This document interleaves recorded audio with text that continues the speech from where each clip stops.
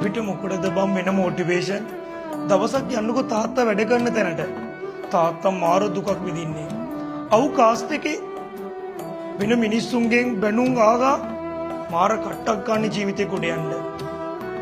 එහෙම දුක් විඳින තාත්තා කොහොමද ගෙදර ඇවිල්ලා hina වෙලා ඉන්නේ? තාත්තා කොහොමද මට දුක පෙන්වන්න නැතුව ඉන්නේ? තාත්තා කොහොමද ගෙදර ඇවිල්ලා මම රජෙක් වගේ ඉන්නේ? අනේ තාත්තේ මං දන්නවා තාත්තට ඕන කලේ වීරයෙක් වගේ ගෙදර ඉන්න. තාත්තට ඕන කලේ මට තාත්තා වීරයෙක් කියලා පෙන්වන්න. හැබැයි තාත්තා වීරයෙක් වෙන්න දවල් තිස්සේ මා කට්ටක් කනවා කියලා මම දන්නවා තාත්තේ.